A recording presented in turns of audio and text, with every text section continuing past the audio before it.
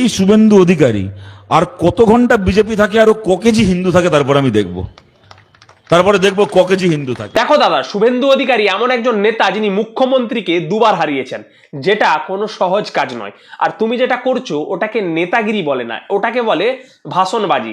শুধু ভাষণবাজি করলেই নেতা হওয়া যায় না, নেতা হতে গেলে ভোটে জিততে হয়, সেই বুকের দমটা রাখতে হয়। তুমি যে ভাষণবাজিটা করছো ওটা আমার মতো বাচ্চা ছেলেই করে দিতে পারে, ঠিক আছে? তাই তোমার কথাটা তো তুমি রাখতে পারলে না।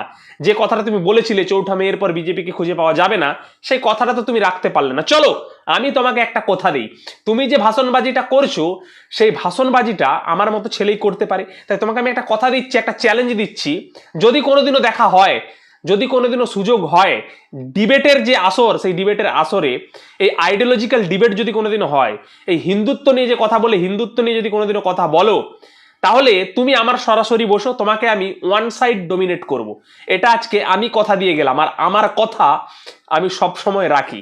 আর শুধু আপনি নয়, আপনাদের আরো যারা বড় বড় লোক রয়েছেন, অর্থাৎ আপনি মানে শতরূপ ঘোষ, আরো যারা যারা নেতা রয়েছে, আপনাদের যতজন সিপিএম এর নেতা রয়েছেন, বামপন্থী নেতা, আপনাদের বিকাশ রঞ্জন ভট্টাচার্য মহাশয়, যারা যারা চ্যালেঞ্জ করেছেন হিন্দুত্বের ওপর, যারা যারা ডিবেটে আসেন, তাদের সকলকে একদিকে বসাবেন আর আমি একদিকে বসবো। কথা দিচ্ছি আপনাদের সকলকে ওয়ান সাইড ডোমিনেট করব, কথাটা মাথায় রাখবেন। আর শতরূপদাকে ভিডিওটা পাঠিয়ে দাও ভাই, ওনাকে তখন খুঁজে পাওয়া যাচ্ছে না, আর ওনার কথাও খুঁজে পাওয়া যাচ্ছে না, এখন গেরুয়া ঝড় উঠছে। তাই ওনাদের বারবার এই যে মিথ্যা প্রতিশ্রুতি এবং মানে কি বলবো, এই যে মিথ্যা আশা, মানুষকে মিথ্যা প্রতিশ্রুতিও দেয় আর মানুষকে মিথ্যা আশাও দেয়, সেই মিথ্যা আশা এবং মিথ্যা প্রতিশ্রুতি কোনোটাই কাজ করলো না, সেখানে জল ঢেলে দিল ভারতীয় জনতা পার্টি।